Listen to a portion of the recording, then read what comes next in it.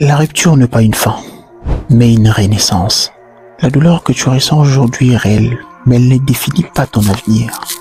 Une rupture, aussi déchirante soit-elle, peut devenir les catalyseurs d'une version plus forte, plus sage et épanouie de toi-même.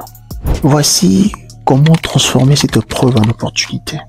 Mais avant tout, abonnez-vous si ce n'est pas encore fait, likez et activez la cloche de notification.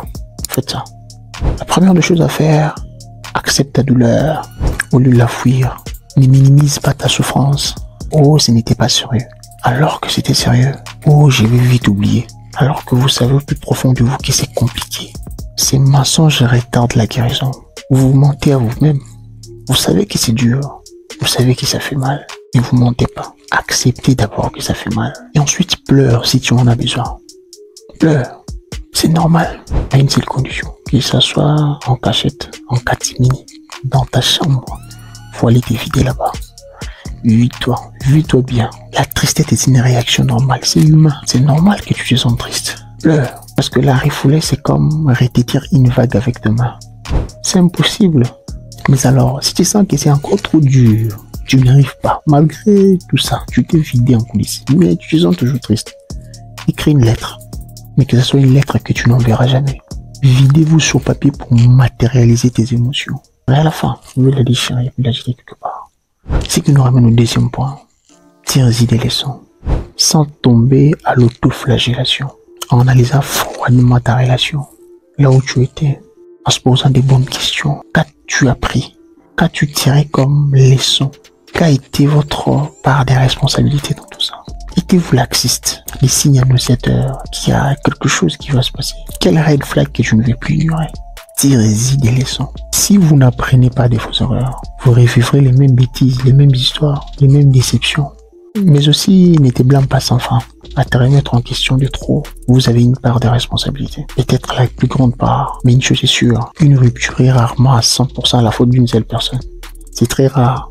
Ça peut être de votre faute, la grande majeure partie. Mais ce n'est pas seulement de votre faute. Ne te blâme pas sans fin. Et ensuite, écris ton manuel de futur. Matérialise en y mettant tes nouvelles limites. Quelles sont tes nouvelles limites? Après avoir diagnostiqué, examiné, quelles sont tes nouvelles limites? Que peux-tu tolérer? Est-ce que tu ne peux plus tolérer? Quelles leçons as-tu tirées? Quelles sont tes nouvelles attentes non négociables? Il faut en avoir. Précisez-les. Une rupture n'est pas un échec, mais un coup intensif sur l'amour et toi-même. C'est que nous ramène au troisième point.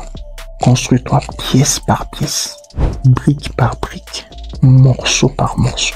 Récolte tout le morceau dispersé, détaché, découpé, entaillé, en réinvestissant ton temps libre.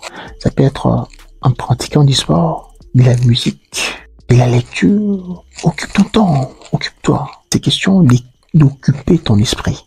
Et ensuite, redécouvre-toi. Qui es-tu sans cette relation? Qu'as-tu comme outillage, compétence? Qu'est-ce qui te rend heureux? Comme passion. Quelque chose pour laquelle tu pourras travailler à fond. Te donner à 1000%. Et ensuite, entoure-toi. Ça peut être la famille, des amis, des proches, un groupe de passions. Parce que la solitude post-rupture est un piège. Parce que ça risquera à chaque fois de retomber votre esprit dans des images du passé. Et quand je dis ne pas rester seul, je ne fais pas allusion du fait d'aller directement à une nouvelle relation. Non. Alors que si vous vous plongez dans certaines activités saines, ça vous permettra de développer autre chose de plus important, le plus fort, le plus intense. Mais ceci, il existe 5 choses que tu peux faire maintenant que tu ne pouvais pas faire étant en couple. Ça vous permettra d'avoir cette facilité, cette fluidité, et checker ce qui est vraiment important pour vous, sur quelle activité devez-vous vous plonger. C'est qui nous ramène au quatrième point. Quand la solitude frappe. Quand la solitude frappe, ou frappera, parce que ça arrivera. Rappelle-toi que la solitude est temporaire. C'est éphémère, c'est fugace, c'est volatile. Cette douleur est comme une marée. Elle va se retirer. Quand la solitude viendra, rappelle-toi que ne rebondis pas trop vite. Ne quitte pas d'une relation à une autre trop vite. Espérant guérir de vos blessures, sans penser tes blessures ou les réparer. Parce qu'une nouvelle relation ne répare pas des anciennes blessures. Au contraire, vous allez apporter vos blessures du passé. Non, prenez votre temps de guérir. Guérissez d'abord de vos blessures.